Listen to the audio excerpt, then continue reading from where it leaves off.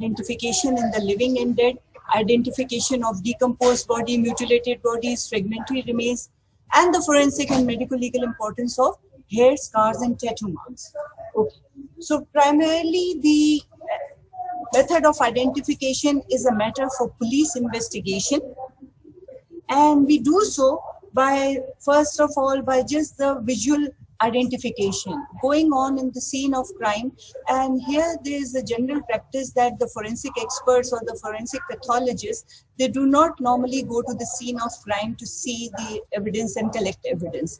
It is the job of the police, you can say, to go at the site, and evidence is preserved and contribute to the identification and to the investigation of the accident itself. So moving on, like apart from the visual identification, there's the second part, which is the photography, which is more useful in identifying the living than the dead. The handwriting, which is possible for experts to identify a person or detect forgeries. Methods usually include photographic enlargement, the analysis of ink, the analysis of paper, and so on and so forth. The fingerprints, which is a very important part of the identification, which is dactylography, which we have done in detail in the previous lecture. Then comes the morphological data, like the physical characteristics such as the height, weight, the color of the eyes.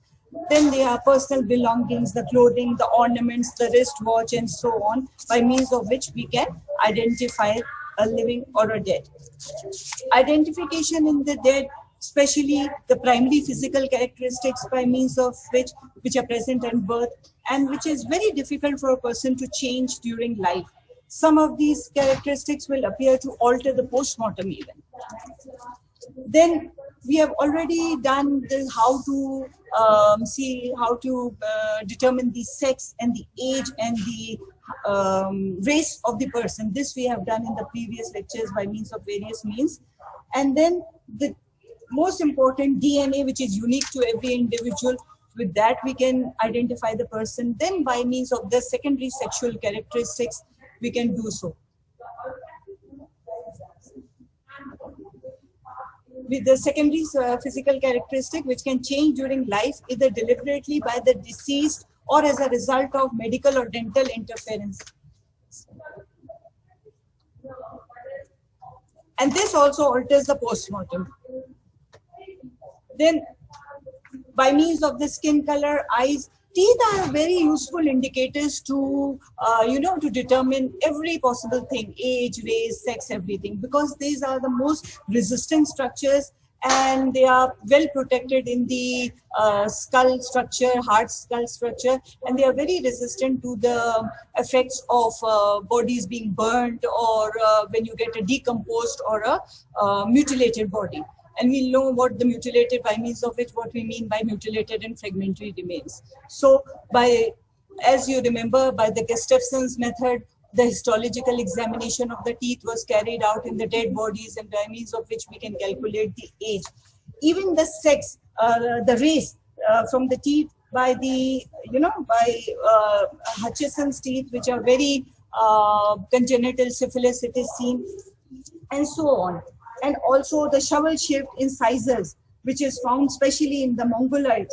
It is present in the incisors. It's the most importantly seen, the shovel-shaped incisors in the Mongoloids. Then there is a condition of taurodontism, which is known as the bull tooth, which is also present in races like the Mongoloids. And the Carbelis cusp, which is present on the first molar, which is an additional cusp, which is usually present in races related to the Europeans. Hutchinson's teeth, I was telling you, it is a malformation of the incisors in congenital syphilis. So these are the conditions by means of which the teeth plays a very important role in identification.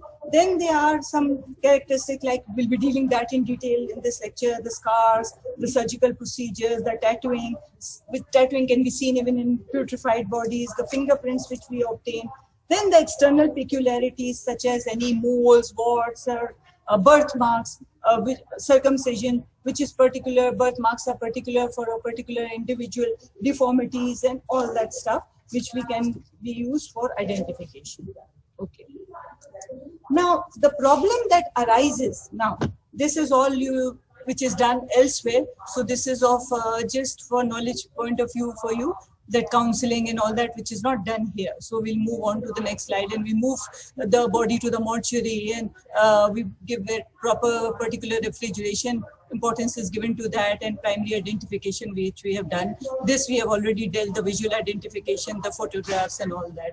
The examination of the clothing and evidence of vomit stains, or the manufacturer's label might be there, on the laundry marks may be there, which may prove very valuable evidence as far as identification is concerned. Then the external examination pertaining to which we have just dealt, sex, height, weight, we've already dealt with this.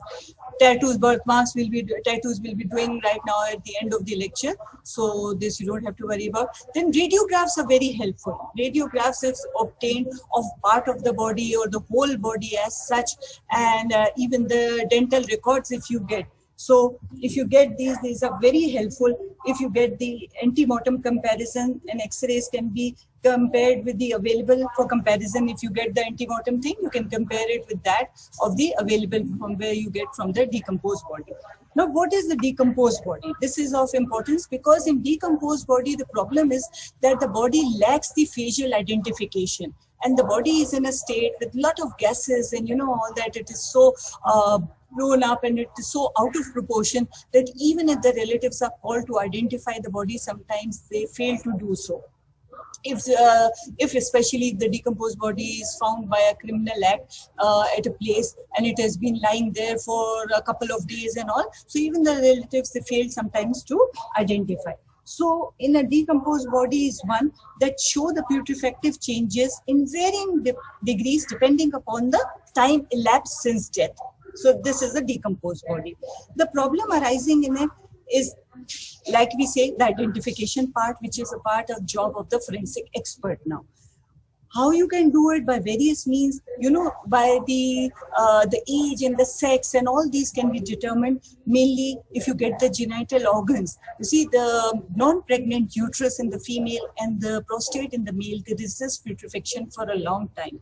So if you get that, obviously you can detect the sex. The age can be determined. We have told you of the various factors. We have discussed all these in detail by the Gustafson's method and the dental records and all that, by means of which we can do. And like we have discussed, by the peculiar abnormalities, the tattoo marks and all that, and the personal property which is carried by the individual and all, you can all help in the location and identification of the body. Then mutilated body is one in which it is disfigured and, you know, only a limb or a part is obtained. They may be, and the soft tissues usually in the muscles and the skin are attached to the bones in a mutilated body.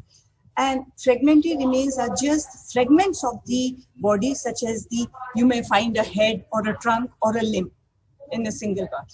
Now here again, where you get the fragmentary remains or the mutilated body, especially in mass disasters. You know, mass disaster is a thing in which we say that death of 12 or more person dying in a single event.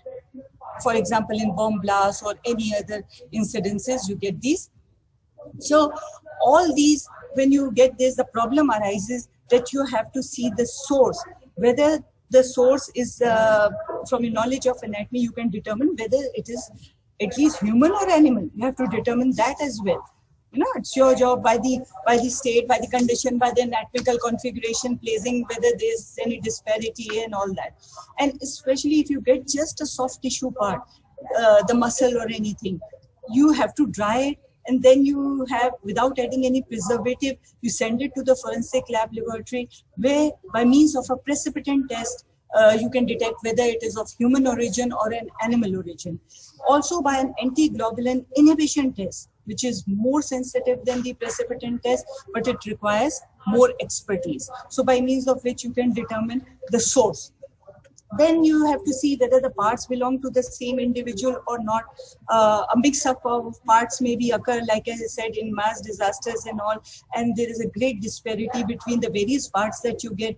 So testing is done for if you get the ABH from the ABH antigens from the teeth pulp. They help to establish the identity in a very conclusive manner. Also, the DNA, which is obtained from different parts, and DNA profiling, that helps to locate whether what's the identification of the person. The age we have already done in detail in the last few chapters, from the state of union of the bones, the epiphysis, the union with the diaphysis, the state of the teeth, the calcification of the laryngeal and sternal cartilages, the hard bone changes, and the various changes which are occurring in the pubic symphysis of the pubis, and the closure of the cranial sutures, that we have all done in the previous lectures, so you know how the age is determined.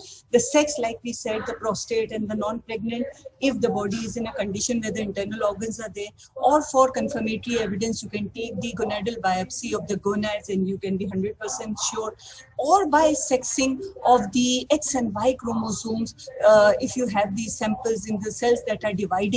For example, if you get the blood stains or the skin or the cartilage or the bone marrow or the teeth pulp, you can very easily see what the sex of the individual is. And like I told you last time, also evidence is obtained if you get the Barr body which is chromatin positive, found in about 70 to 80% of the females and almost negligible amount in the males, which can help to deduce the fact that it is the body of a male or a female. And then also there are some other nucleus sexing methods, and apart from that, the root sheath cells of the hair, of the scalp hair, they also help in identification of the sex by detection of the Barr body, and the XY chromosomes all can be detected from that. So this also we've done in detail. Then the race we've told you, from the breadth measurements, the cranial index, which was the most conclusive evidence if we find the skull. Then from the various mathematical indices which we dealt with, the nasal bridge, the height, the nasal aperture, the facial prognathism, and the shape and all that. From that we can determine the race and the identity. Okay.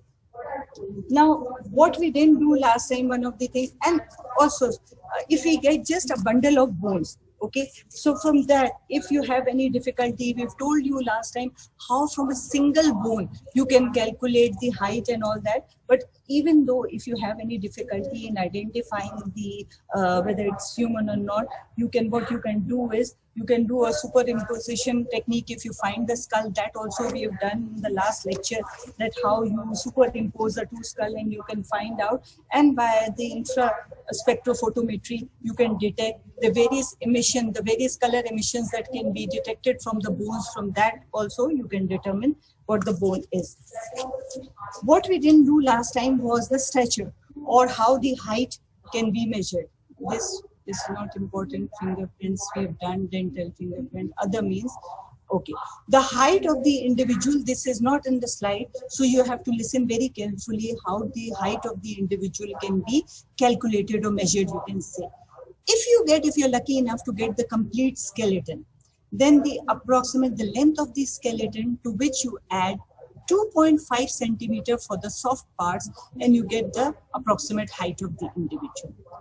For example, if the body, you get a mutilated body and you get the parts, you get various parts, you don't get the whole skeleton. The approximate stature can be determined is, for example, is equal to the length which is measured, for example, from the tip of the middle finger to the tip of the opposite middle finger when the arms are horizontally extended. For example, you just get the upper portion, okay?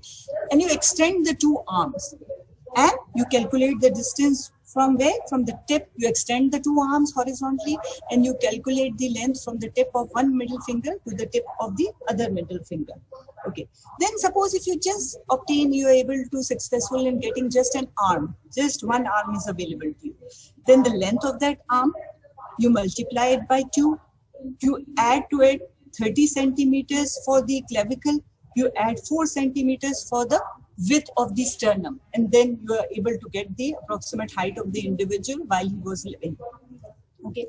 Then suppose if you just get the one head, okay, the length of the head would give you the calculation which would be approximate to like 1/8 of the body height, sorry. And suppose if you get just a portion, you get half body. In mass disasters, sometimes the body is blown up and you just are able to obtain half of the body. Then the height, the stature is twice the length calculated from the vertex, from the top of the head, or from the heel to the top of the symphysis pubis. Either, if you get the lower portion, you calculate from the heel to the top of the symphysis pubis, and if you are able to get the upper half, then the stature is twice the length from the vertex, that is the top of the head, to the pubic symphysis. That's how you calculate. Then we also told you how to calculate the height last time. If you get just a single bone, and there are various multiplication factors to that, and you are able to know the height by placing it on an isometric board. You place the bone and they are drawn according to the anatomical position, and then you measure the length of the bone and multiply it with the various factors known as multiplication factors, which are specific for specific bones. Okay, this also we've done last time, and to that you add 1 to 1.5 inches for the soft tissues of the scalp and the sole, and that means you can measure the height. One more thing of importance is that while you are measuring the stature, that is done by the Trotter and the Glaser's formula. This is sometimes asked in the BCQ actually, by which formula you'll be able to measure the stature of the person. So that is by the Trotter and the Glaser's formula. Glaser's is GLESSERS, and by the Karl Pearson, KARLPEARSON. By the Karl Pearson formula, you can measure the length of the long bones and multiply it with the factors, multiplication factors. Okay. One more important thing is that the best bone to assess age between 20 to 50 years of age is symphysis pubis. Okay, that's the best bone to assess. If you are lucky enough to get that, and age is approximately between this 20 and 50 years era, then this is the most important criteria to determine sex. To assess age, symphysis pubis. Why? The single best criteria to determine sex is the greater sciatic notch. To determine sex, if you are asked what is the single best criteria to determine sex, that would be obviously in the pelvis, and by means of the greater sciatic notch and the greater sciatic notch index, the formula that I told you last time, that would be the single best criteria to determine the sex. Also, according to a person named as Krogman, the degree of accuracy if you have to deal while you are sexing the adult skeleton, and you have to sex that adult skeleton. If you are lucky enough to get the entire skeleton, then there is 100% accuracy that you will be able to determine the sex of the adult skeleton. Suppose if you get just the pelvis alone, then there is 95% accuracy that you will be able to determine sex. If you are lucky enough to get pelvis and the skull, then there is 98% accuracy. And if you're just able to get the skull alone, then there is just 90%. That also is a great value in determining the sex. And if you get just the long bone alone, then there is about 80% accuracy in determining sex. And that was all done by a person named as Krogman. Okay, so he dealt with the degree of accuracy in sexing the adult skeleton. Okay, so this was as far as the thing was concerned. Okay, now moving on, hair. What's the forensic importance of hair? You know, the examination of hair in forensic is known as trichology. Then can provide the crime investigations with very important clues. It remains identifiable even in bodies in an advanced state of decomposition, because it resists decomposition, and also it helps in identification of the person, the accused, because it is attached to the weapon of offense after a crime has been committed.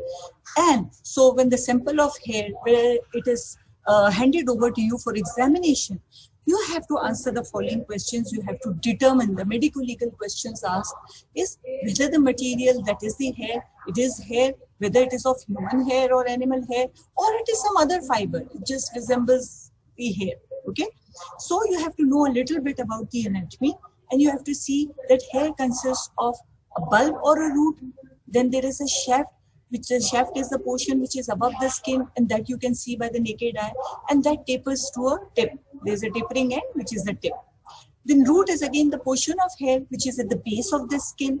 It has a base known as a bulb and embedded inside the hair follicle. This I'll show you in a diagram. Shaft is the portion of hair lying above the skin and it tapers to terminate at the tip. So this you can see the bulb, will be able to appreciate it more when I this. Okay, this is the shape. This brown portion is the skin. Embedded here is the hair bulb. You can see the yellow portion is the hair bulb which is embedded in the hair follicle, and this is embedded. This is the root which is inside the skin, beneath the skin, you can say. The hair shaft you can see emerging out from the skin, and that portion you can see. Then you can see a very fine ending, the hair shaft ending tapering to a tip which is known as the tip of the hair. This is the anatomy you have to know again. On sectioning, the hair can be divided into 3 zones. The outer is mostly is the cuticle, and it consists of a thin and non-pigmented cells, and this you have to observe in microscopically. Okay, so the outermost, when you section the hair, you see the outermost layer consisting of a thin non-pigmented area. This is the cuticle. The cortex, which is the middle layer, consists of longitudinally arranged elongated cells, and within these cells are the fibrils on which there may be granules of pigment. The most important thing in cortex is that it contains the pigments by means of which the color is imparted to the hair. If the pigments are absent, obviously there'll be graying of hair, and person after 40 usually starts, graying of hair starts. Nowadays, even in the young people, you see graying of hair, even people of age groups between 20s and all that. Then again, the cortex has keratin, and this is responsible for the charring and the acrid. Acrid is a pungent and a very bitter odor, you can say. When the hair is burned, you can feel, you can have the smell coming from the burned body, and that is because of the keratin being burned and the carbon particles which are present in the hair when they are burned. Then the acrid odor comes.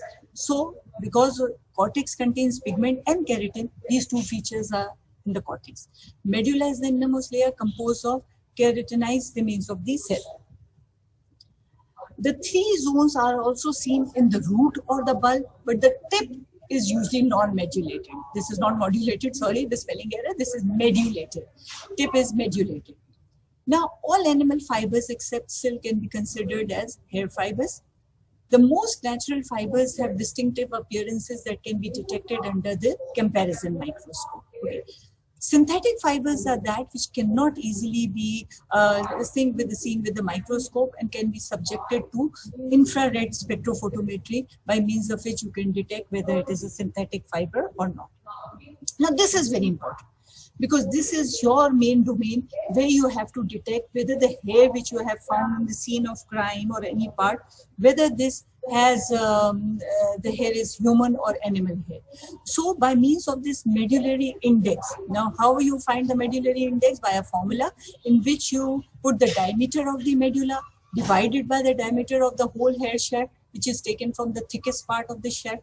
In human hair now, the calculations that we obtained, the medulla is always very thin and even maybe absent, and it is always thinner, much thinner than that of animals. Like we said, it might be even absent. So medulla index of the human hair is always below 0.30 in a human hair, and in animals the medulla is broad and the medullary index of animal is above 0.50. It is above 0.50.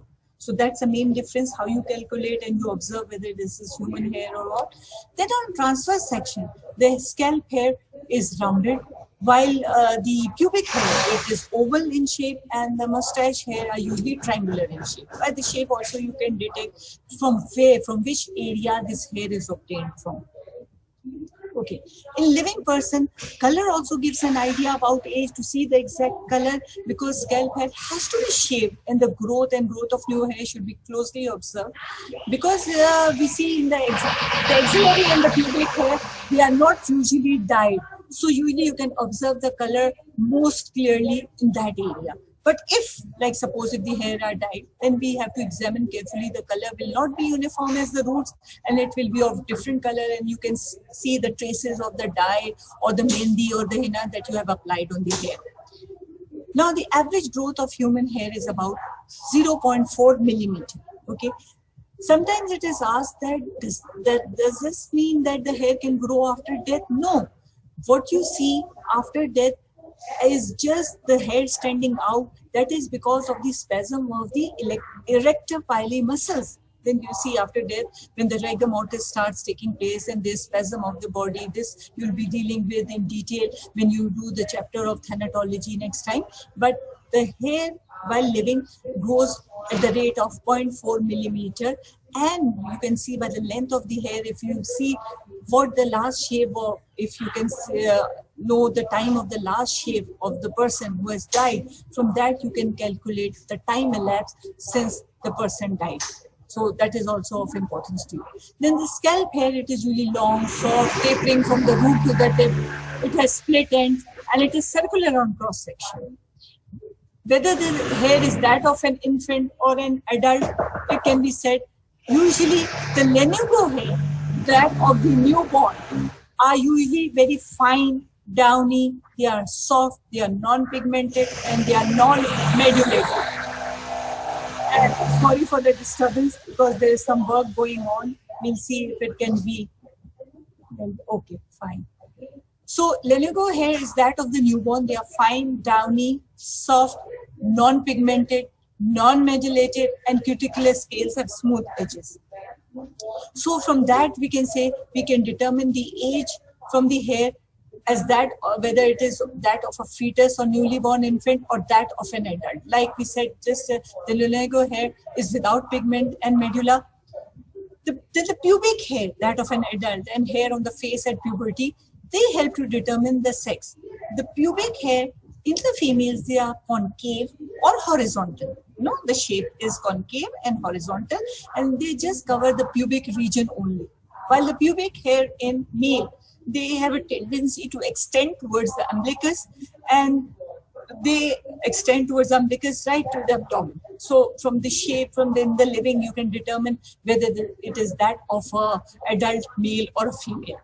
Moreover, the most important thing is we can detect many poisons. Chronic arsenic poisoning can be detected from the hair, because in case of poisoning, especially the metabolic poisons such as arsenic, lead, thallium, the hair retains the traces of poison for a considerable time. An analysis of successive short lengths of hair from the base to the tip, they give the approximate indication of poisoning by the metallic poisons, especially the arsenic poisoning. Okay. If you have to collect samples, usually what you do is that hair should be plucked with their roots, okay, and preferably with a flat-tipped forceps. Minimum of 10 to 15 hair is desirable to obtain from the scalp hair for identification of sending it for the DNA analysis and all that. But if the hair roots are available, so that you can easily detect the things from that. Okay. Adult hair again is coarser, it is pigmented, it is medulated, it has a complex cuticular pattern. Gray hair, like we said, it is devoid of keratin, so pigment, and after the age of 40, so hair also, like we already told you, from the ABO blood group can be determined from a single hair bulb. Even if you get a single hair bulb and you know, you can determine the blood group, and if you previously know it for comparison with that, with the person who was alive at that time, and by the means of comparison you can detect the identity. Suppose if some root structure is present, then even then the standard DNA profiling can be used. Suppose just the shaft is there, even then the mitochondrial DNA testing can be tried.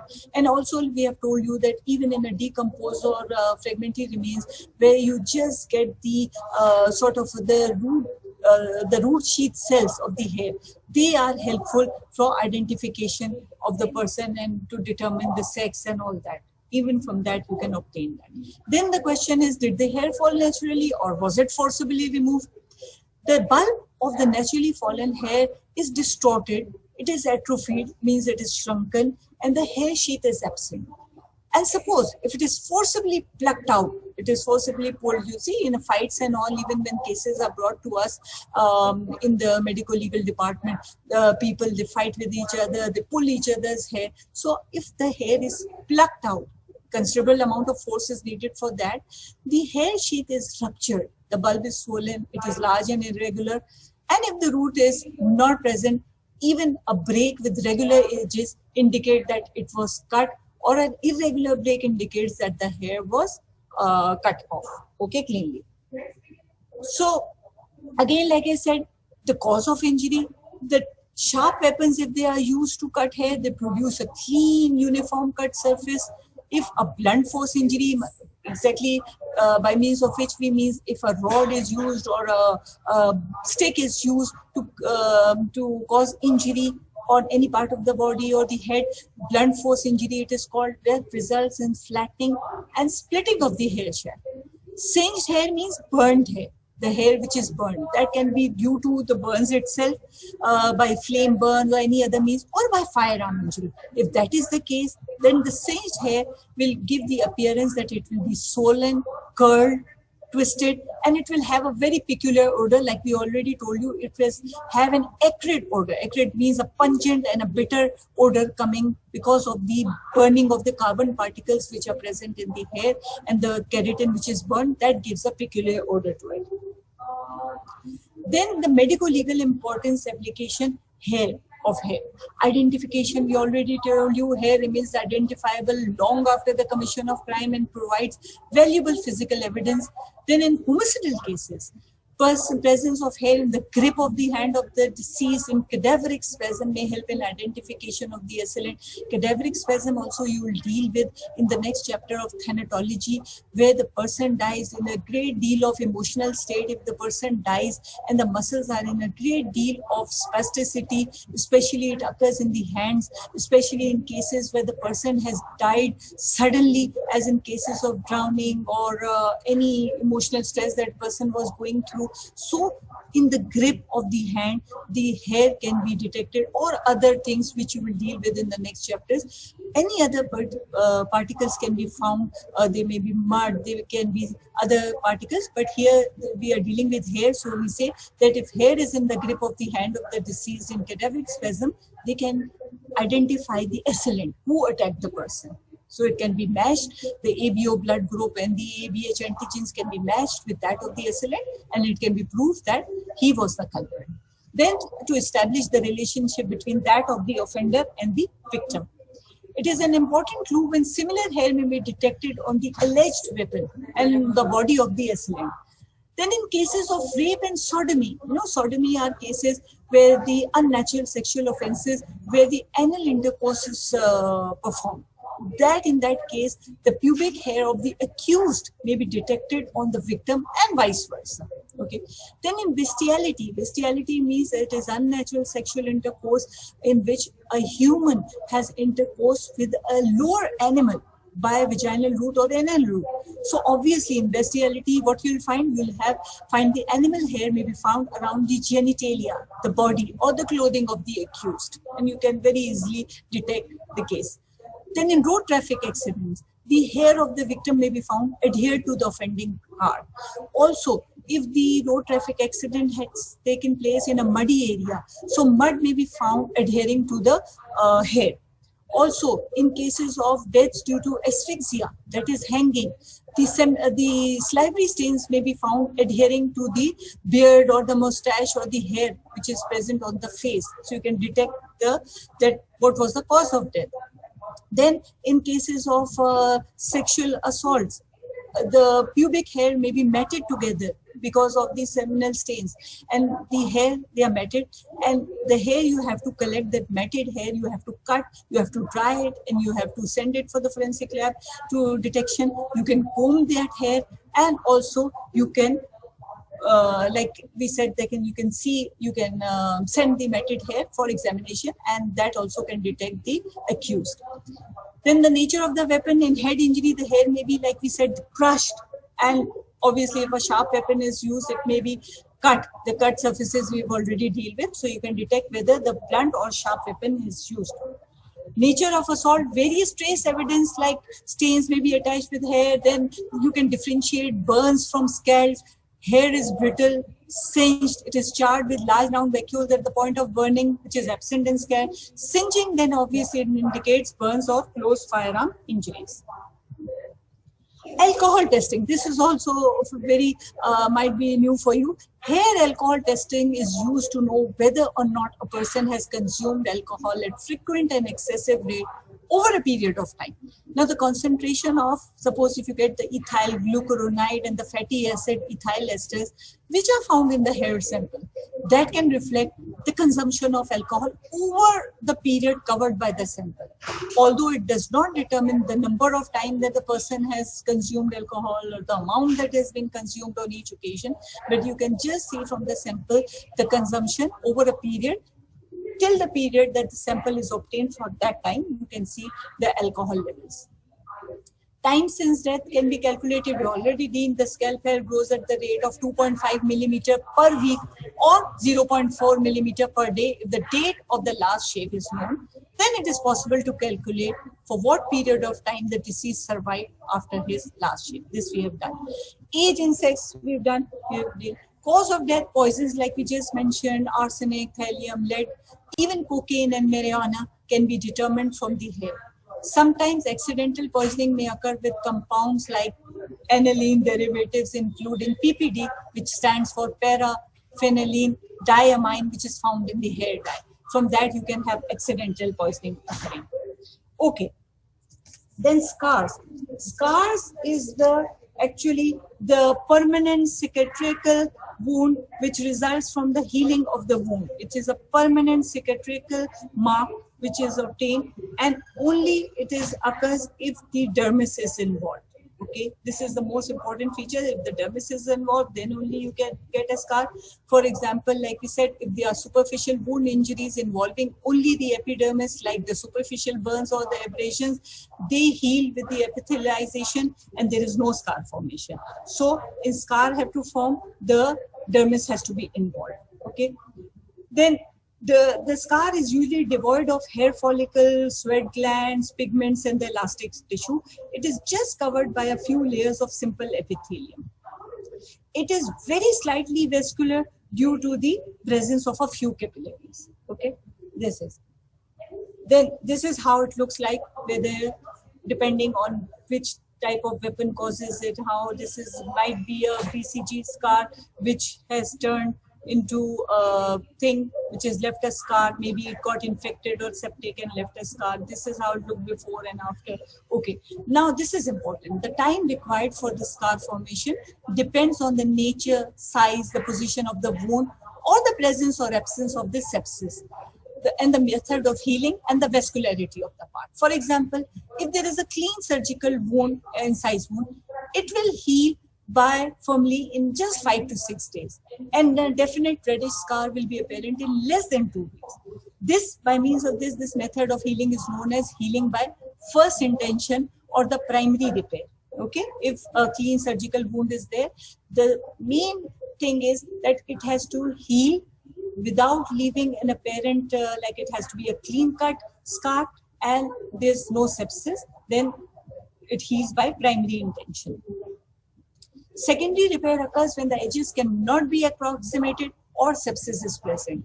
And there obviously the granulation tissue forms, the scab forms in the base of the wound after a few days, and so on and so forth. And only about the grafting can be done.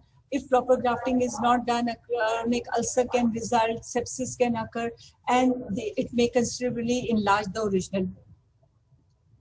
Age of the scar, like I said, is of very great importance because the age of the scar can be estimated from the sequence of its healing. And for example, if, like we said, recently formed scar, like I said, it is of reddish or bluish in color, it is tender and soft, and the time limit can be up to 2 weeks. You can easily determine if you see a scar and it is recently formed. Like we said, it is reddish or bluish in color, it is slightly tender and soft. The age can be calculated to up to 2 weeks scar. For example, then again, if it becomes from vascular to avascular, how will it look like? The scar will be pale, it will be soft, it will be tender, and that means the age of the scar is 2 weeks to 2 months. Okay. Then from tender to non-tender means it has now become smaller, it has become shrunken, it has become whiter, but it is somewhat still soft. And sometimes it is still a bit slightly tender. So you can determine the age to be roughly about from 2 months to 6 months. Then if it becomes from soft to tough, tough means it becomes white and glistening in appearance. That means the age can be calculated to be more than 6 months to indefinite number of years. So this you have to take a screenshot. This is very important, and I've told you I've correlated how from vascular to avascular. When it is pale, soft and tender. When it becomes from tender to non-tender, it is smaller, it is whiter, it is still soft, slightly maybe tender, age is from 2 months to 6 months, and then it gives the appearance of tough white glistening appearance. That means more than 6 months or to indefinite number of years. And like I repeat, recently formed scar, it is reddish or bluish.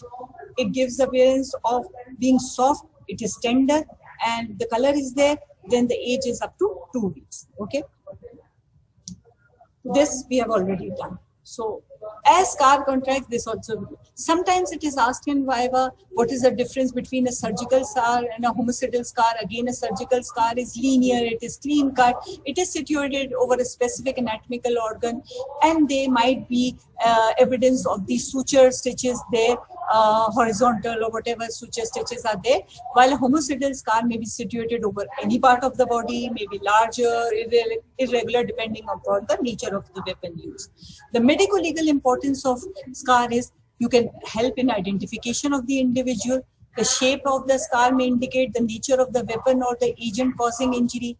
The age of the scar can indicate the time of infliction of injury, like we have just told you. If a person is disfigured by scar, it may constitute a case of grievous hurt. Then stria gravidarum and linea albicans, these are the marks, silvery lines which are present indicating previous pregnancy due to the rupturing of the deeper layers of the tissue present in pregnant ladies, showing that pregnancy has taken place in females. Sometimes there is a differential diagnosis in a decomposed body. You see the stria gravidarum and you have a difficulty saying it may be scar. The main thing is the stria gravidarum contains elastic tissue, while scar that we said is devoid of elastic tissue. So that's how you can differentiate. Then scars on the wrist or the throat may indicate previous attempts at suicide. Linear needle scar marks, if they are there, they can indicate an IV drug abuser, while a depressed scar is used as skin popper. Skin popper means a drug addict who has used the subcutaneous route for injecting the drug. So they are known as skin poppers. So there you'll see a depressed scar, while in case of needle, if it has been used as an intravenous route, linear needle scar marks would be seen in a drug user. This we'll do later. One more thing which is left and which is not there, I'll try to, because I think we don't have the slide of that, but I'll just tell you so you can just memorize. Scar and its causative agent. If there is an incised wound, that which is caused by a knife, for example, that will produce a linear scar. If it is a gaping wound, a wound which gapes open, that will cause a scar to be wide. A scar which is caused by a stab wound, that will give the shape of an elliptical scar or an oval scar. That would be the shape. If it is caused by an instrument and there is a punctured wound, then the scar will be a puckered shaped scar. If it is caused by a weapon, a blunt force weapon like a rod or a stick, and it causes a lacerated wound, then there is an irregular scar. That scar which is caused by a bullet wound is a circular, ovoid or elongated depressed scar. That which is caused by burns, scalds and corrosives will be irregular scar with a tendency to keloid formation. And due to scalds and corrosives also show some evidence of spots or splashing around the main injury. Surgical operation, like I've told you, they leave a linear scar with stitch suture marks at regular intervals along the length of the scar. Smallpox vaccination scars are 1 to 3 in number. They are circular, oval, slightly pitted, found on the outer sides of the arms or the thighs. Syphilitic scars are very important because they are thin, they are tissue paper like scars, they are seen on the genitals. So the site will tell you whether it is a syphilitic scar, and they are thin and tissue paper like. Okay, then if this faint scars, they can be rendered visible by exposure to ultraviolet light or massaging the area to increase the blood supply of that area so that the avascular scar stands out. In a suspected scar in the dead, can be examined microscopically, and in fragmentary remains, a scar can be confused with linear albicans that we have already told you about. Sometimes the ML importance of scars is that many scars are found in the front of the lower legs, indicated repeated falls or in chronic alcoholics. Sometimes wounds may be deliberately kept infected with irritants like copper sulfate and all to promote slow healing and to cause unsightly or ugly scars. This is done to bring the injury in the perspective of a grievous hurt so that the accused can be charged with a much more grievous scene. Okay, he has caused this injury to me and this is an ugly scar which is now I have, although he has done it deliberately by means of irritants and all. Okay, so bring a charge or false charge can be brought against the culprit. Now, tattoo marks. This is the last portion. Tattoo marks like Tahitian or it means to mark or strike. They are designs made in the skin by multiple small puncture wounds with the needles dipped in coloring material. Okay, the tattoo can be permanent if the dye used is blue, black, or red, or if the dye is Indian ink, soot, or powdered charcoal. And the main thing is if it has penetrated deep enough up to the superficial layers of the dermis, then only we can say that the tattoo is permanent. Otherwise, it can be a temporary thing, or even in others like vermilion or things like if it is that coloring material is used, it can even fade in a couple of years. Okay, it can disappear. But if it's permanent, then usually the blue, black, red dyes are used or Indian ink, soot or powdered charcoal, and the depth of penetration is very important. It has to be up to the superficial layers of the dermis. Okay, these are some of the tattoo marks which are seen in. Okay, then tattoo can be recognized even in the decomposed body. The main importance of that is that it can be seen even in the decomposed bodies or bodies recovered from water, because even in the superficial layer has peeled off. If the person has been drowned and being in water for many hours or days, then even from the dermis, the tattoo mark can be revealed. To reveal the latent tattoo marks, you can use ultraviolet lamp or infrared photography can be used, or high contrast photography, or you can just examine with the hand lens or magnifying glass or rubbing that part like we said so that the area stands out. Then how it can be altered or eliminated? You know, sometimes the criminals, they use so that they cannot be identified. These have these big tattoo marks you've seen in the picture, all these tattoo marks. So they have to avoid being identified. Then they can do so by various methods like dermabrasion, by surgery, by the application of exposure to carbon dioxide, by substances like carbon dioxide, dermabrasion, and carbon dioxide snow, by electrolysis. But the main thing is if there is only surgical removal with skin grafting, that will itself leave a slight scar. Otherwise, all other methods that are used, they also leave somewhat a scar. So you can detect, okay, there was a part of the criminal to, to remove it and all that. Okay.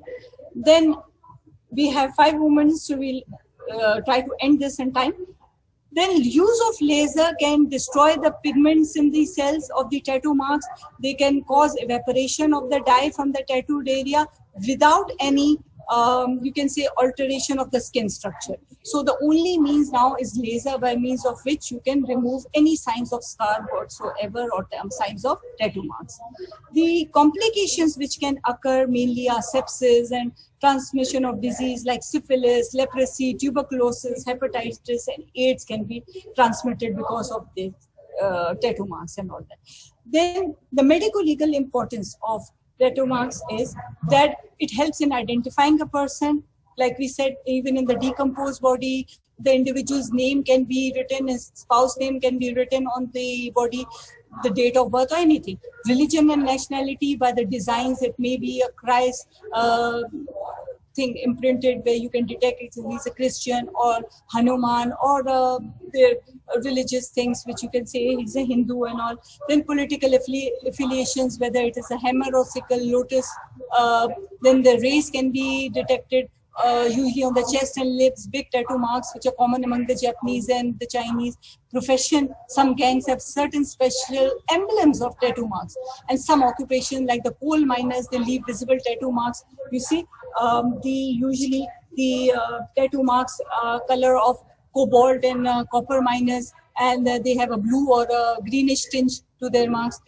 And the behavioral characteristic can be observed with including alcohol and violence, carrying weapons, sexual activity, and all that behavioral characteristics can be detected. One very important thing is if there are erotic tattoos of a sexual fanatic nature embedded. For example, there are person there who have a tattoo mark of a bluebird design on the extensor surface of their web of the thumb. So that can be detected, like giving indication of an erotic nature of a sexual fanatic. Then there is number 13 on the inner side of the lip. They have a mark there. They can also give an indication of an erotic tattoo of a sexual fanatic. Or a drug pusher or an addict may have these tattoo marks trying to conceal the identity, that he may have an IV mark there, and you can see he has tried to conceal the identity. Okay, so we are done with all this, and if we are open to questions, so Saqib, if you can open the chat, if there is any questions, we'll take that.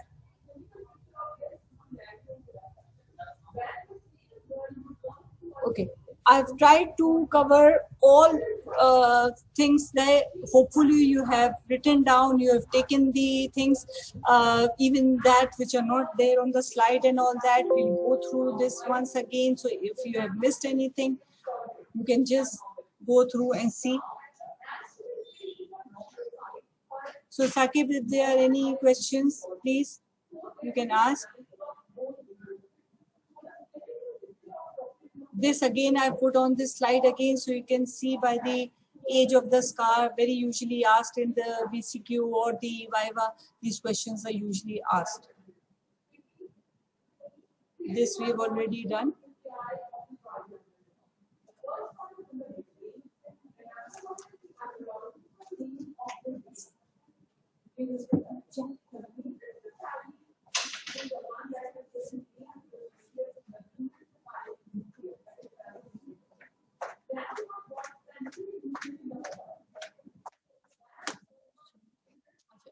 Yeah, okay. The questions are pouring in. Can you please repeat the appearances of different scars? Okay, the appearance of different scars someone has asked. So, if the scar is caused by an incised wound means that which is caused by, suppose, a knife drawn across the skin, where the length is more than the breadth, that's an incised wound. That will produce, obviously, a linear scar. Then, if it is a gaping wound means that is pulled apart, gaping open. That will produce obviously a wide scar. That which is produced by a stab wound. Stab wound means by means of a dagger, which is punched in the abdomen or chest or any place where the depth is more than the length. Then it causes an elliptical scar or an oval scar. There wounds which are caused punctured wound, that causes a puckered scar. Puckered, you can see the definition, how the puckered scar looks like.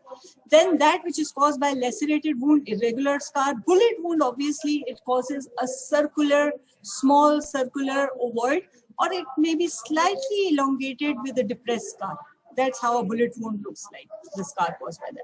Burns of scalps, irregular scar with a tendency to keloid formation. Surgical scar, obviously a linear scar with injury or suture marks at regular interval. Smallpox scars, like 1 to 3 in number, they are circular, they are pitted, they are oval, they are present, the site which suggests present on the outer side of the arm and the thigh. Then the syphilitic scar, which was of importance, they were thin, tissue paper-like and seen in the genitals. The genitals, the site is obvious where you can see that how they look like. Okay. Oh, then IV drug users, linear needle track marks are seen. And the depressed scars seen in skin poppers, those who the drug users who use the subcutaneous route. Okay. Graying of hair, young age, you were talking about. What's the reason? The graying of hair, actually, it depends on genetically also, it's ruled out. If you have a genetic predisposition to your graying of hair, or like we said, there is any cause where genetically the pigments, the pigments they are absent, obviously then the coloring of hair, and they are other environmental factors, there are dietary factors, there are geographic factors involved in that.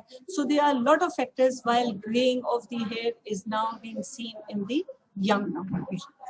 Okay. Do smokers have scars? Smokers itself, they don't have scars, but if an injury, a burn injury is caused, by a cigarette, obviously that would leave a mark, a burnt mark, and burnt mark would obviously leave a scar if it is permanent, if it occurs. Okay. Then in mass diseases help a lot, kindly add them in next slide lecture. Miss Pictures, Miss Pictures help a lot. Kindly add them in next slides lectures. Okay. Pictures, I think I've added better. Some of the pictures I've added. So you can see which pictures are you particularly looking for. If you can just give me the description. Do Muslim, then there was a question, Madam, do Muslim suspects have tattoos nowadays? Usually, you see, now it is a trend in high society areas and all that. There's a trend you've seen now, even the Muslim, although if you see from the religious point of view, we are not supposed to have the tattoo marks. But here, some of the younger age group people or those who are not much into religious matters and all that, they have these tattoo emblems on maybe the shoulder or the back or the hand and all. So it depends on the person. So usually we are saying we are on a larger perspective, we are dealing that tattoo marks, especially that which I just showed you. Look, if you can see on the picture that these type of tattoo marks that you can see in the picture, that even nowadays I've not seen many of the Muslims or here in Pakistan having done tattoo marks of this nature that you can see in the picture. And especially in areas like you've seen right now in the abdomen and all that, or these serpents being imprinted. Even if the person usually have tattoo marks here, the Muslim, they have of other pictures, not like these usually. So a communist type tattoo like sickle and dagger seen in a forensic setting might be, because here, outside it is a whole like community in the States and all where you have people of all ethnicity, and there you get to see this, that even in places like Japan, where it is very common, like we said, Japan, the Chinese and all that, Koreans and all, who use these emblems, and every other person you'll be seeing with the tattoo marks. But here in our culture, we don't usually see of these nature that we have shown on the photographs and all that on the slide, but they may be slight, there may be a flower or just the name engraved. Suppose a person is in love with someone and might be, having the name engraved of the name of his or her girlfriend or boyfriend on the wrist or anything. So that is more common rather than nature